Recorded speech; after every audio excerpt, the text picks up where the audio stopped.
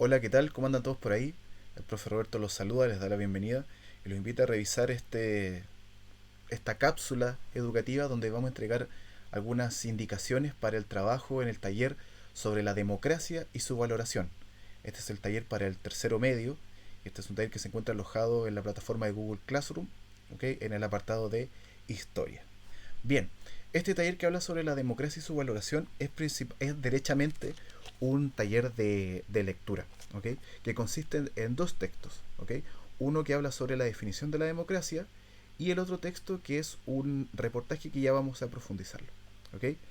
Bien, el primer texto, que se llama La democracia, un nombre muy profundo, expone el significado literal del concepto de democracia de la antigüedad y después aparece ampliando esa definición con las condiciones actuales. ¿Ok? Después habla de los requisitos que se requieren para que un régimen se considere democrático. ¿Ok? Esos requisitos están, por ejemplo, en garantizar los derechos, garantizar la libertad. ¿Ok? Y también menciona de que estos derechos, estas garantías para las personas, estas prerrogativas, deben estar incorporadas en una constitución. ¿Ok? Porque la constitución también ayuda a limitar el poder del gobierno, ¿cierto? Y determina el Estado de Derecho, o sea, determina las leyes con las cuales nosotros debemos vivir y son las que garantizan, ¿cierto?, este orden. Esta es una característica, es una forma de orden de las democracias liberales. ¿Ok?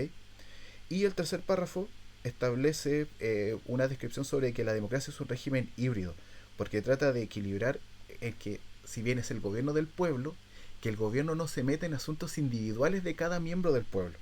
¿Ok? Entonces ese límite existe para no violar los derechos. Entonces la democracia siempre está en tensión.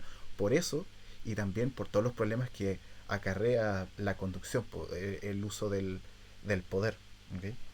Entonces, pues al final habla de que la democracia liberal está en tensión consigo misma, por muchos problemas que acontecen en torno a la administración del poder. Bien, esa es una explicación bien panorámica del primer texto, y a partir de esa lectura, que ustedes van a leerlo, ¿cierto? Van a contestar estas tres preguntas. La primera dice, según el autor, ¿cuáles son los principios de la democracia en el mundo actual? Se menciona acá, por ejemplo, elecciones libres, eh, se habla también, ¿cierto?, de los derechos de los individuos, el que debe estar incorporado en la Constitución, ¿cierto? Aparecen distintos. Dos, ¿por qué sostiene el autor que no basta el gobierno de la mayoría para definir la democracia? En dar ejemplos históricos actuales en el que el gobierno de la mayoría no es democrático. Bien, acá estamos hablando de que el gobierno de la mayoría no es suficiente, porque hay que hablar también de que ese gobierno de la mayoría implica elecciones, implica leyes, implica limitar al poder. ¿Ok? Dice, indaga ejemplos históricos actuales en que el gobierno de la mayoría no es democrático. Tomemos el ejemplo más característico, que es Corea del Norte. Ellos se definen a sí mismos como un gobierno popular.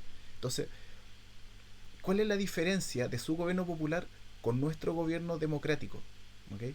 Que también supuestamente es un gobierno popular. ¿Ok? ¿Cuál sería la diferencia? Y ahí estaría la diferencia de la democracia liberal como la está definiendo este texto. ¿Ok? 3. ¿Por qué el autor sostiene que la democracia liberal está en tensión consigo misma? O sea, está como en este estado de que en algún momento puede romperse la democracia. ¿Ok? Consideremos entonces para hacer esa respuesta la corrupción, el bajo nivel de conexión entre los políticos y la realidad de un país también, pues que no conocen mucho eso. En tu opinión, ¿qué es lo que tensiona la democracia y por dónde pasaría la solución?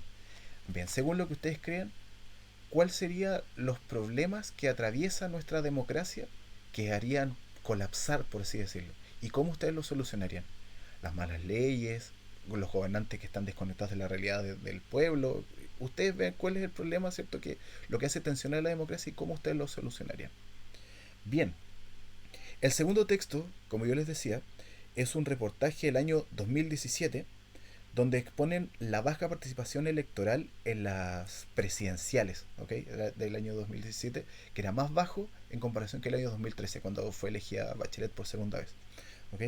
Bueno, este texto lo primero que hace es reconocer el año 2012 como el año donde se inicia notoriamente esta baja en la participación a propósito de la aprobación del voto voluntario. ¿Ok? Eh, el reportaje entrega algunas cifras, ¿cierto?, sobre el porcentaje, cómo ha ido disminuyendo, y luego, ¿cierto?, aparecen algunas causas que podrían generar esta poca participación, ¿ok? Que no pueden entusiasmar a sus electores, el alto número de candidatos, ¿cierto? Entonces, eso cuesta elegir quién es la persona indicada para optar a cierto cargo. En ese caso lo hablamos de los diputados y senadores, ¿ok?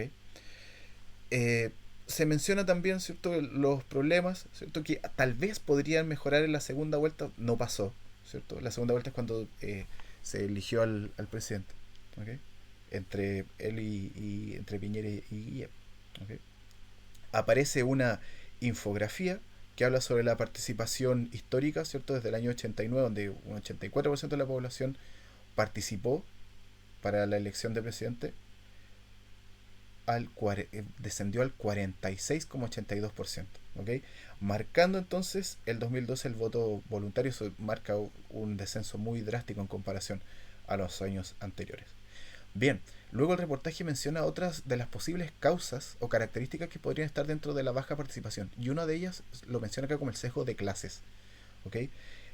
Lo hace demostrando algunos ejemplos numéricos. Dice que una comuna de alto ingreso económico como Vitacura, en Santiago, ¿cierto?, sufragó el 68,7%, casi el 70%, ¿cierto? En Las Condes lo mismo, mientras que en La Pintana apenas casi el 40% fue a votar, ¿ok?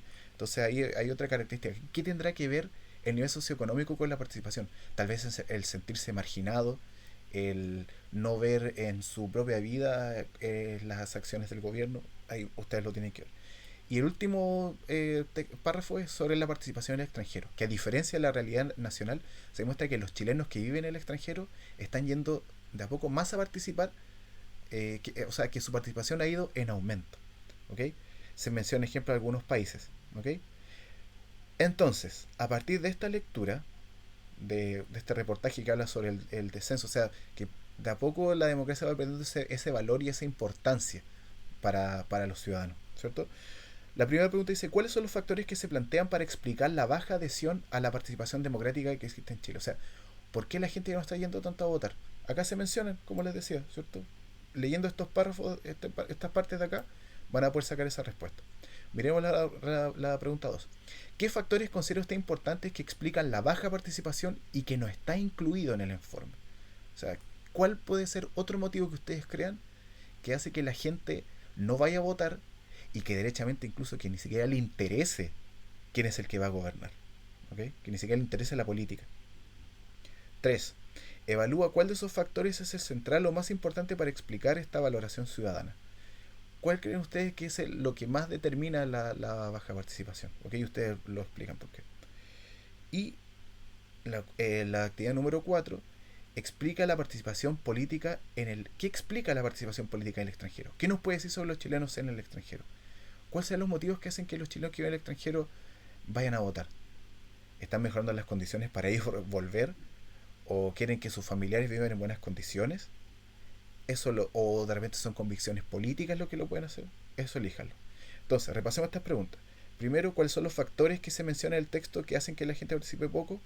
La segunda es: ¿cuáles creen ustedes que habría que agregar? Y de esas, en la pregunta 3 ustedes la explican, la que ustedes consideren más importante. Y luego, ¿cierto?, reflexionar sobre la participación de la participación política en el extranjero. Bueno, espero que haya sido de su ayuda y de su entendimiento esta pequeña cápsula para entregarles ciertas indicaciones para facilitar y hacer más rápido su trabajo. Cualquier duda, recuerden que ese es mi correo. La modalidad de entrega, ustedes saben de que hay hartas facilidades. Pueden imprimirlo, hacerlo a mano, pueden descargar el archivo, hacerlo en el Word y luego enviarlo. Pueden hacerlo en su cuaderno y luego fotografiar lo que tienen o escanearlo. Por favor, recuerden letra clara, su identificación, por favor, en las hojas si lo hacen a mano, para poder mantener un orden en su revisión. Que esté muy bien, chiquillos, y espero que esto les haya servido. Hasta pronto.